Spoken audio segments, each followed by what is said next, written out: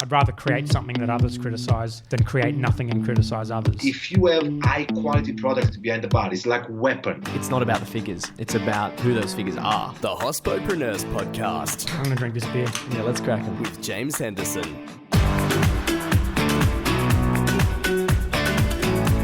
Hello and welcome to episode 13 of the Hospopreneurs Podcast. I'm your host, James Henderson, and on the show today, Alex Brinsdon, bartender and recently a booze blogger, shares his experience in starting a new blog, his passion for hospitality, and how he's working to help build the industry. I hope you enjoy. Hello and welcome to the show, Alex. Thank you for having me.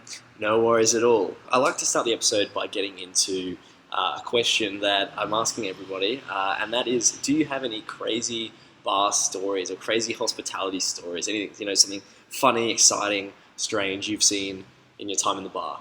Knowing that this question was coming, I don't think that I have anything. I've been thinking for a while, especially considering the first time I've listened to the podcasts that I've listened to, but tequila suicides and stuff like that. So when you put the lemon juice in your ice, melt the salt, and then drink the shot of tequila, it's an unusual one that I haven't seen too many people do for fair reason. That is pretty silly. Yeah. Actually, I should thank you for having us today in Empire. So thank you very much. No it's lovely here. I've not been here too many times, but thank you for having me in. And it's nice and peaceful at the moment. So sure is. Yeah. The next question I have is how long have you been working in the industry now? 14 years. 14 years. Yeah, right. So you've been doing it a while. Obviously, you've seen a lot of things over that time. I sure have. How did you get into the industry? What attracted you to hospitality? My sister was working in the bar and needed a hand, so then I started to work in there. I wasn't enjoying school, so when I started working in the bar, then I started to grow an attraction for it. Working as a glassy, picking up glasses in an Irish pub on St. Patrick's Day was the first day, so it was all or nothing. Yep. Know that feeling. And then picking up glasses, and then when I'd go home, then I'd just before I'd leave the bar, find a bottle on the back bar and just go home and research about it, and did that every shift. Well, I can relate to that because my first day was Australia Day in a bar, and so it was hectic as well, so I totally understand that. I think it's a good way to learn. Oh, absolutely, just in the deep end. You're either going to sink or swim. Definitely. What kept you in the industry then? The creativity, the experience in between what you can offer the patron. Yeah, you've got your difficult patrons, but you've also got the nice patrons that come in there and want to play with you with your creativity. So just making drinks, instead of having them order something off the menu, try and create something for them. So it's about that experience, yeah. And so I suppose, providing that high level of service for the customer.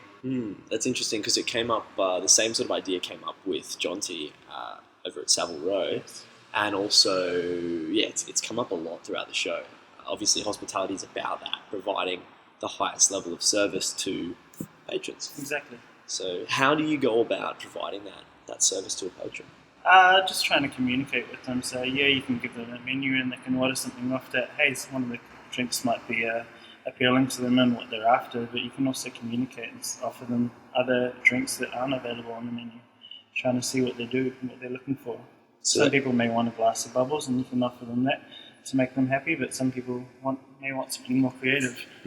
I see. And so exploring with customers what it is that they've got in their mind that they can't articulate. The thing is, you can make one drink with a variation of sweet that is the same drink that works well with the sour. So just because you've got the base recipe, it doesn't mean that it can't be altered to suit a wider variety of people. Obviously, it's working with the patron at that point to find out, do you like this type? Do you like sour drinks or sweet drinks? Or and when I say sour or sweet drinks, some people will be up in arms about that because they're like, no, it has to be a balanced drink, right? Exactly. But people are like, well, you've just got to cater to what side of that spectrum. The thing is that if you're making a drink up from scratch, I'd say make it balanced, but it doesn't mean that you can't alter it for the patron at hand. Everyone's got to have a great experience. That's what it's all about. Exactly. We're in the industry for hospitality. We're not here just to make a name for ourselves and stuff like that. So what are you exploring right now? What is it that you're learning about? Rum. We're converting this bar into a rum bar, and it goes live unofficially on the 23rd. So I've got currently 72 products behind me that are all rum and rum focused. So not just rum itself made from molasses, but sugarcane also, so cassava and agricole. Okay, that's awesome. So yeah, we're playing with that at the moment. I'm very excited to come in when it's a rum bar. Yes. Okay, that's the 23rd of August, is that right? Yes. So Are you at liberty to say what it's going to be called, what the bar's going to be called? it's still Empire Hotel. Okay, It's been yeah. Empire Hotel for over 100 years, I believe now. So I don't think they're wanting to change what it is. Everyone knows it. What is it about rum that interests you? I have an interest in all things. I was taught to appreciate everything alcohol-wise. That was part of my education as growing up as as learning as a bartender. But I enjoy just the creative aspect of it. With many of these products behind me, there's so many different elements. Some of them are aged in other alcohol barrels and stuff like that, which brings off notes. But then you've also got 3 different rums that you can put. They're all very similar in aspect, but all taste is different as well. So, So if you're learning about rum, how are you going about learning about rum? not just by exploring on the internet and from Ian, the rum ambassador of the world, but also just asking the producers and finding questions from the suppliers as well. The suppliers should be the people that know best about their products. You mentioned Ian there. Yeah, Ian Burrell. He is the global rum ambassador. So I believe he's not affiliated with any brand of rum itself, but he has actually come to Australia once and tried.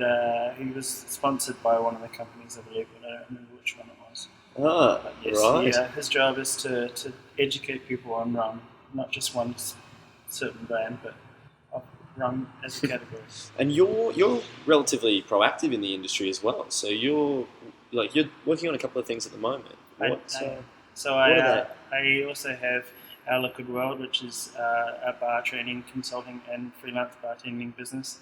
But I also have off that as a side project, hospitality paintball as well. So I'm just trying to make the industry fun, and also trying to get new people in. Our industry in Australia especially can only grow if more people start to join us. I wasn't sure if you were going to mention the paintball, so I was going to bring it up myself. But I think it's really cool, obviously, getting more people involved in the industry and excited to. I mean, the hospo crowd do hang out a lot outside because there aren't a lot of other people that are awake at our sort of hours. Exactly. But it's cool to have other people who are. So that's really awesome, and obviously paintball and some fun activities and things. Paintball gets people away from the bar. Yeah, we drink after, but it just has a different social element to try and get people networking together. Yeah. Our biggest thing in this industry is networking with people. You've got so many different resources from networking. You can find jobs, you can learn, you can get creativity. Like, it's just, our industry thrives off networking, in my opinion. So. Yeah. I'm totally with you on that. Do you have any tips on networking specifically? That's just sort of come to mind now. Trying to go to as many events as possible. Yeah, you can go to master classes and learn about the alcohol, but it's also about the people that are out there. So speak with the guys that are presenting after they're presented, and then also speak to the other people that were attending too. Just try and get out there and meet new faces. Go to different bars and speak with the bar staff on their downtime. You mentioned our Liquid World there. Yes. Can you tell us a little bit more about that? And I saw that you've got a blog on there. What's that process been like for you? When I was travelling, I don't think that there's enough hospitality interest out there in the blog sense while travelling. So I was just trying to give out new information from a first-hand experience from being at some of the distilleries and palenques in Mexico, and also trying to drive it when I go travelling as well, just to give first-hand experience and photos of things. Because when you're over in Mexico, it's a lot harder to get there when you're in Australia unless you're travelling to there for a specific thing. So yeah, there's lots of competitions that you can get free flights and stuff like that over there. But what about the people that are already there? You can learn from their experience inside these places that you can't so easily get to. What motivated you to start the blog, or how did it begin? Did it start through a blog and then? I've been training in working as a freelance bartender for many years, and then with my ex, we started a blog when we were traveling, and then separated. So then I decided to have mine on a drink focus as opposed to a food and drink focus, which it was with her, because it's my passion. Yeah, I love food, and food and drinks are very similar, apart from the fact that one's solid and one's liquid. You've still got the creativity in both, but my industry is more about the drink focus, considering I'm not a chef. And what is it about that? I want to delve a little bit deeper. Like, why do you want to build that? Once again, just for education and experience for people, just to try and get more information out there. You can read a book and stuff like that, but a lot of it is more directed to certain brands or categories, where my blog is trying to not just go with mezcal when I was in Mexico, but I've already had 2 distillery tours in Australia to try and not have something so close to one category. Trying to have more of a broad array of alcohol. So it's sort of about educating and inspiring. I like the Beanie Distillery for the fact that it's so close to Brisbane, so I want to try and get more bartenders down there so they can smell the smell that comes off the stills and stuff like that. When you're pouring a product, it's easy to sell it when you like it, but it's a lot more easy to sell it even if you don't like it when you've had first-hand experience of how it's made. You understand the ins and outs of it. You can read a book on see how rum is made, but if you go down to the distillery, you can smell it and feel it and touch it, and the experience that you have there is bigger. So just trying to make things in the travel sense more available for people. Yeah, they can't smell through my blog, but they can still see photos and have my experience. I can try and communicate with them the aroma that I'm getting while I'm there, and the places that I'm at, and try and explain through words, the experience that they could have when they were there. And you started the blog in January this year, is that right? I started in Mexico in January. Yeah. So it's still quite young. It's obviously growing. And what are you doing to grow the blog? With the new job at the moment, not much, but I am trying to travel more, so then I can actually write more content on it. The thing is, it's about liquid, so not just alcohol, but also coffee and whatnot, but to try and have more experiences of travelling around. So I will be going down to Sydney, so trying to for the bar week. So I want to try and go and have more experiences down there to write more content for the blog to share with people. For our listeners, if you're at home thinking about starting a blog, it is really easy. Blog, podcast, YouTube channel. What are your words on that? Comments on that, Alex? I mean, I think it's a really easy process to just get started. I think it is too, and it's great to be able to share what you want to share. The thing is, it depends on what drives you forward. I'm not after having mass followers. I'm only after trying to help the followers that I do have. So I'm not looking at making money off it. I'm just looking at educating people for the industry. So yeah, it is extremely easy. It just depends on what your goal for starting any of these ways, whether it be a blog or a YouTube channel or whatnot. It depends on what drives you. So if you're going to be looking at it for a business point of view, then I'd say definitely do your research, especially considering it's a make or break situation, I can imagine. And if you're not, and research is generally free as well. I also think it works incredibly well to market your brand, market your brand as an industry professional. And I found it infinitely powerful myself to start the podcast, because it keeps me accountable, and I'm learning every day, and all I want to do is just motivate and inspire people and help build the industry. So I've found it infinitely powerful. So I highly recommend, if someone wants to get involved, start rolling. I'm all about start and adapt. But you say do a bit of research too, of course. Do a bit of research. What is it that inspires you? When I was in school, I always enjoyed food, economics. And from that, I just find that our industry in the liquor industry is very similar to being a chef in the food industry as well. So I considering I enjoyed that, that's why I went along with the creativity side of working with liquids as opposed to solids. I had always wanted to be a chef when I was younger in school, so considering I jumped into a bar while I was still in school, I think that was the decider for me. If I had not worked in a bar while I was at school, then I would have become a chef. I just enjoy the creative side of things. It keeps my brain ticking over. It makes me enjoy what's around me and stuff like that. Next question I have for you, Alex, is what's your number one industry resource been? You mentioned sort of Ian earlier. Yes. Are there other industry resources that you think are really powerful, really useful for anyone who wants to learn and grow in hospitality? Other bartenders, forums like Diffid's Guide, and also IBA, the International Bartenders Association. When I look at classic cocktails, I look at that website, and when I look at other cocktails as well, not just classics, then I look at Diffid's Guide, which is also you can look at distilleries and stuff like that. They have a lot more content on there that aren't just cocktail related. I like using them. I am a member of I'm subscribed to the Australian Bartender magazine as well, so I find that. But also looking at international markets. If you look at international markets and you see where Australia is following, it generally follows in the same markets as the American and European liquor industry.